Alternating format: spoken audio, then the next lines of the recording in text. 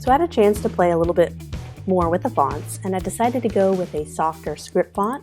This is actually called Sacramento, and I thought it looked really nice. It was more of a softer, more feminine kind of logo typeface, so I think I'm going to go for it. So I'm playing around with font, and I also love how it looks with this kind of tan gold color. So that also means this kind of block line of text no longer really flows with this. So we're going to play around with this a little bit, and let's make it a little bit smaller and bolder and see what we can do about reducing some of that spacing, make it real tight, and maybe it'll tuck between the two G's, the tails of the G's. And it may be too small, but I kind of like it not being too out there. We want people to see our main logo first.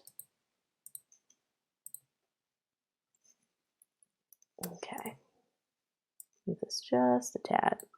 Sometimes you got to zoom in to really have a little bit more precision. I know Canva can automatically snaps it into place on a grid, which sometimes can be annoying, but we can work around it. Let's play around with some color options, and I wonder if we can incorporate some of that lighter purple. Ah, that really pops out, doesn't it? This is really starting to come together. It's not perfectly aligned. See, this is a little bit to the left. So it's not perfectly, that's the one thing that bothers me, but I think I can live with it because I like the overall look of it. Let me make this circle. There's almost too much white space where the T is. So I'm just going to reduce that a little bit so it's not too much white. There can be too much white space. Shocking, I know.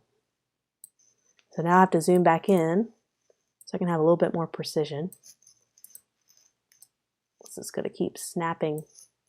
I wish there was an option in Canva to turn that off. Like there is in Adobe Illustrator and Photoshop, you have a lot more. That's just one of the little limitations with Canva. It's not perfect, but you can do things like this very easily.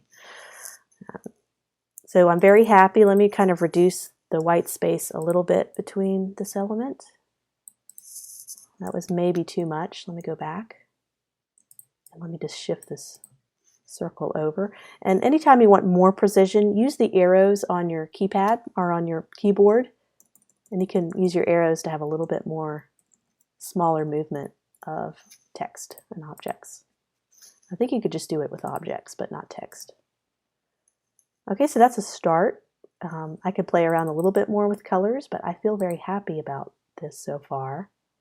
Let me try, we haven't incorporated any of the green yet. I think green and purple, those are really nice. And let me see if I can change this to the beige color. Not seeing those three going together. Let me do the darker purple.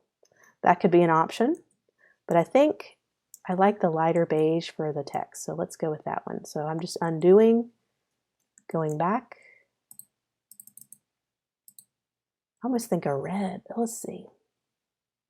Let me do a lighter color. There we go. I think that's it. I think trying to incorporate a green and a purple and the beige, all three of those together, I don't feel like they're jiving. But I do think two of these colors are going really well. And that's really good logo design is when you can do it in 2 colors or less and it still looks good. The less colors, the better. It's cheaper to reproduce on t-shirts and other publications. So less is more.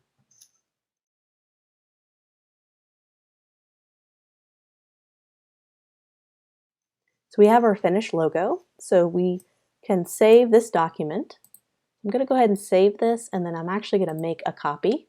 So I can always be able to recall this file if I ever needed to copy and paste these template colors onto another document. I can if I'm doing a flyer and I want to match these new branded colors.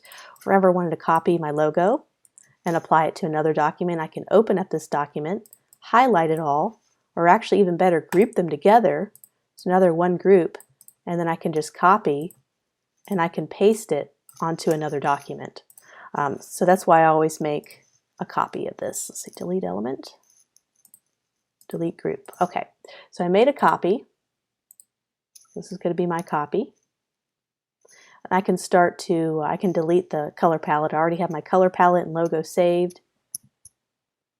So now what we're going to do is we're going to delete We no longer need this. We're actually going to be exporting this file so that we can use it. If you have a premium version of Canva, you'll have a little bit more luck than if you have a free version exporting it. Let me just fine-tune something real quick. Let me make sure the spacing, any spacing on a script font, make sure it's 0. Because right now I had it a little bit overlapped. See how it kind of breaks up between the characters? We want to make sure the spacing is 0. Whoops, 0. And it should be a nice smooth. Now it's a nice smooth transition between the letters, just a little small thing. So now that I have this document saved, this is our copy. This is what we're going to use to export just our logo. So we're going to go to download. We could download as a PNG, which I recommend. And you're going to go ahead and click on transparent background. If you have a free version of Canva, you will not be able to. So what I do is actually, I would download a PNG anyway, and it's going to save this as a PNG, but without the transparency. So you're going to have this white background behind your logo.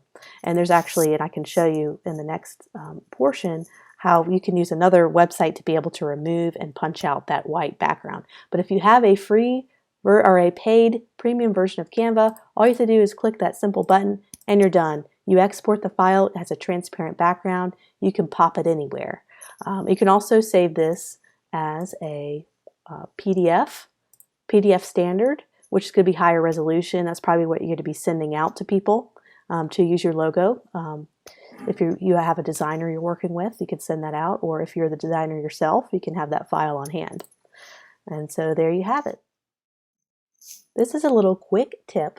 If you have a free or non-premium version of Canva, when I go to download my image, I want a transparent background when I select PNG, and of course you don't have that option. So here's the workaround. There's a website called lunapic.com, and you could be able to upload an image. I went ahead and downloaded a PNG that had the white background, and this will help us remove it.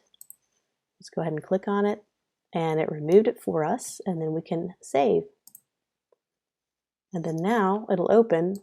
That gray indicates a transparent background. I'm on a Mac, and so I have my background removed. Of course, having a premium version is a lot easier. You just click a box, but if you still have the free version, there's always a workaround.